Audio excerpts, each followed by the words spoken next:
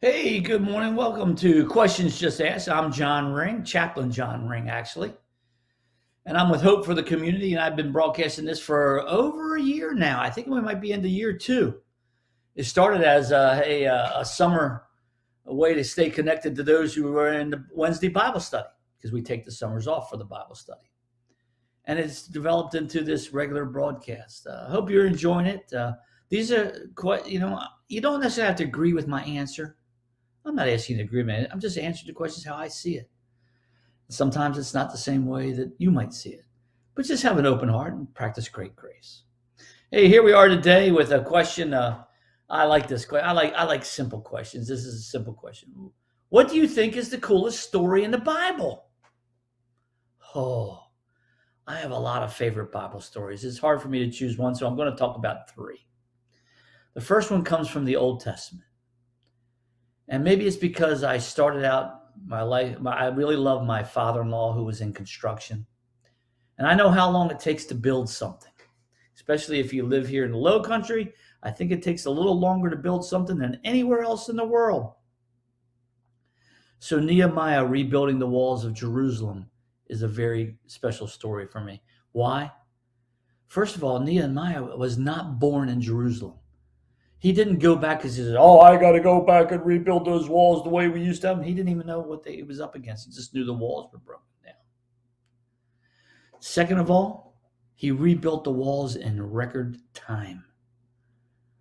There was a study done that we can't do it with all our modern machinery as fast as Nehemiah did it. Amazing. The next thing he did not have the best of teams. Only about 25% of all Israelites returned from Babylon. He only had 25% of the people. He had unskilled labor and people who had heart more than skill. And yet he still did it. He was under attack from those who did not want to see the walls built, but he made a plan to protect them while they were building. That makes me say this. Nehemiah was smart. And he used his smarts to make sure the walls were rebuilt. And then last of all, Nehemiah. He honored the Lord with his words, his actions, and he even honored the Lord with his success. This wasn't about Nehemiah. This was about Nehemiah bringing glory to his Lord. So Nehemiah rebuilding the walls of Jerusalem is one of my favorite stories from the Bible. My next favorite one comes from the New Testament, Luke 15. It's actually a parable, three parables that Jesus gives. First one's about a lost lamb that Jesus goes and finds and brings back. The next one is about a lost coin in Luke 15 that gets lost, and now he says how the widow sweeps the house clean until she finds the house and brings it back to the other coins. And then the last one is the lost son. You probably know that one as the prodigal son story or the prodigal God story. Son gets rebellious, insists he has to have his inheritance. He takes off, he squanders it all. He's half starving to death. He says, I'm going to go back and be my father's servant. He has it better off than I do. But his father would have nothing to do with it. As soon as he sees his son, he runs, he greets him, he hugs him. He puts the family ring on his finger. He puts the family cloak on him. He restores him to being a family member. Three of my favorite stories. And there's a theme behind those three stories. And here's the theme. That which has been lost has been found. Oh, it hits my heart. It brings me to tears because I was lost and the Lord found me. And those three stories, why does the lamb get lost? He just got his head down trying to eat. How does a coin get lost? It just falls out of the pocket. It just falls. Table gets bumped. It falls off. It just happens. And then there's the rebellious sons. All three. Jesus is redeeming. And that's pictures of you and me. And that's why it's one of my favorite stories. Then my third most favorite story, which I won't talk much about, is Daniel.